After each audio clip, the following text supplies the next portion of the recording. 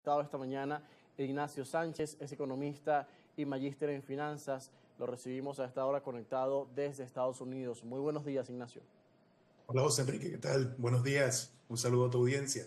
Muchísimas gracias por atendernos y por este tiempo aquí en Primera Página para entender lo que está pasando, Ignacio. Mucho ha sucedido desde el fin de semana con la imposición de estos aranceles y también los mercados han reaccionado de forma volátil porque todo lo que tiene que ver con esto está relacionado directamente con la geopolítica y las decisiones que se toman de forma importante, ¿no?, que afectan a la economía. ¿Cómo se está viendo el impacto de estos aranceles ya en los mercados, con el lunes negro que reseñó la prensa internacional ampliamente ayer, con el impacto en las bolsas asiáticas y europeas, también la apertura del Wall Street y bueno, ya las decisiones que se vienen tomando en estas últimas horas? José Enrique, una volatilidad increíble porque Donald Trump asume su segundo mandato con un cambio, una reestructuración del Estado, la idea de impulsar a la economía norteamericana, pero pasando por el ámbito más radical que hubiésemos podido imaginar y que nadie, absolutamente nadie, se esperaba. Prácticamente las políticas arancelarias de Donald Trump pasan por lo que él llama como un ajuste equitativo de que lo que a mí me cobran por vender mis productos en otros países, yo lo voy a cobrar aquí en los Estados Unidos. Y esa ha sido la razón fundamental por la cual él ha lanzado un paquete de medidas arancelarias que ha volatilizado de una manera a toda la humanidad. José Enrique, tanto es así que la bolsa está experimentando una caída muy similar a la que nosotros vivimos cuando la pandemia, que también presenciamos esta irrupción de este cisne negro que produjo una crisis en los mercados financieros. Al producirse una crisis en los mercados financieros, los inversionistas dejan de percibir sus rendimientos, las personas dejan de invertir, las empresas dejan de financiarse a través de esta vía del mercado primario y eso trae como resultado que se asome que estemos a las puertas de una gran recesión. Aunado a esto, José Enrique, recordemos que en los Estados Unidos todavía existe o está presente el fantasma inflacionario. Es decir, que no había sido controlado del todo la inflación saliendo Joe Biden de su mandato presidencial y esta receta que implementa Donald Trump, que basa por hacer una reestructuración de la economía, lo ha hecho de una manera tan radical que, como tú acabas de anunciar muy bien, vino acompañado de una desestabilización en los mercados financieros, en el sector petróleo que venía a la alza y en muchísimos otros sectores incluso.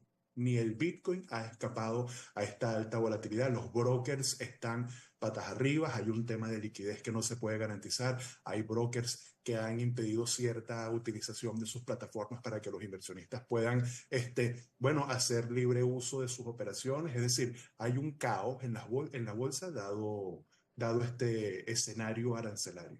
Ayer precisamente lo reseñábamos, lo que sucedía en las bolsas asiáticas y europeas, pero también el impacto de esto en las las principales criptomonedas, el Bitcoin, así como Ethereum y otras que siempre están entre las principales listas y son referencias mundial. Ahora, Ignacio, Donald Trump apunta directamente a su rival, que es China, y por eso ha amenazado ayer con la imposición de estos nuevos aranceles, de aumentar lo que ya existe. Entendiendo las implicaciones que tiene esto para la economía global, estamos hablando de las dos principales superpotencias, ¿qué tanto se agravaría esa guerra comercial y la inestabilidad económica en el mundo si esto llega a suceder, si Trump cumple su promesa y esto aumenta?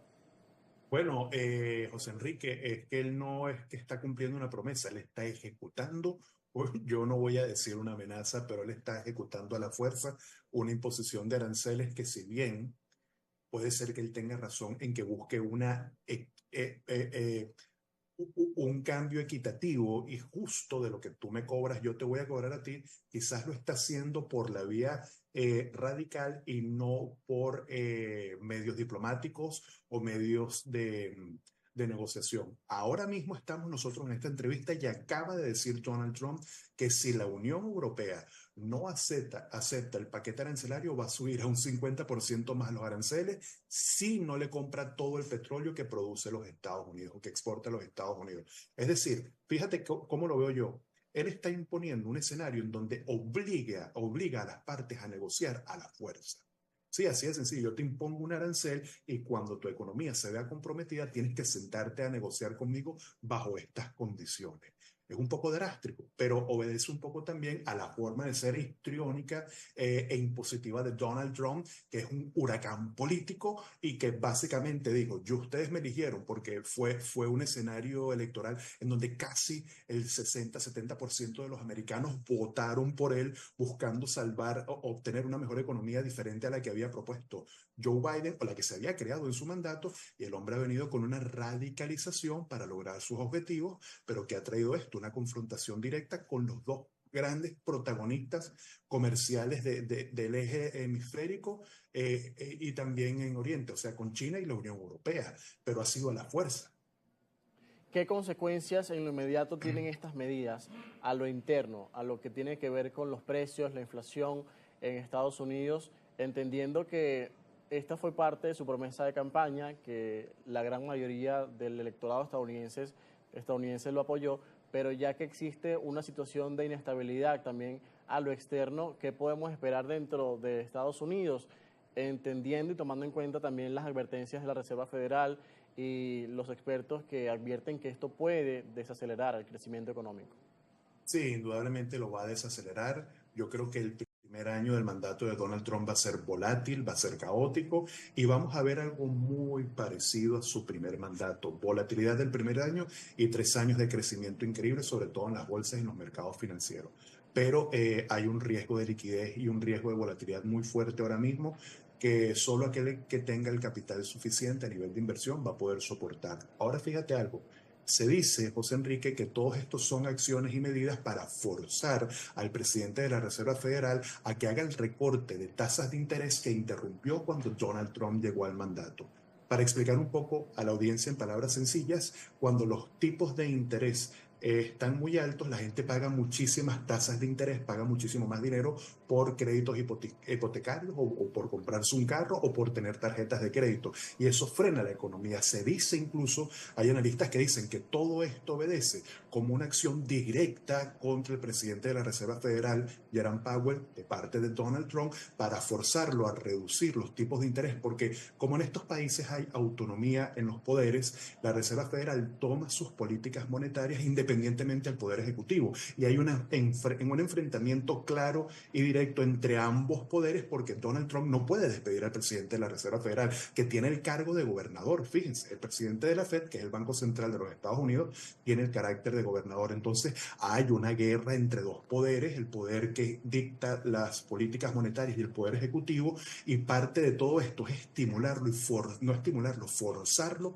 a que recorte los tipos de interés, que la gente pueda acceder a un crédito más económico y que con ese dinero pueda estimular la recesión, que todas estas políticas arancelarias van a hacer que se produzca, por otro lado, abra las puertas hacia una recesión. Entonces, si hay una confrontación de poderes, se sigue viendo el impacto inflacionario, las subidas de aranceles va a traer inflación no solo en los Estados Unidos, sino en muchísimos países, Sí. y eso atenta a cualquier salud económica, José Enrique. Finalmente, Ignacio, te consulto sobre Europa y las medidas tomadas también por la Unión Europea, que anunció un 25% de aranceles a productos de Estados Unidos. Es algo que ellos están estudiando y también sopesando en medio de esta tormenta comercial. ¿Cómo lo ves?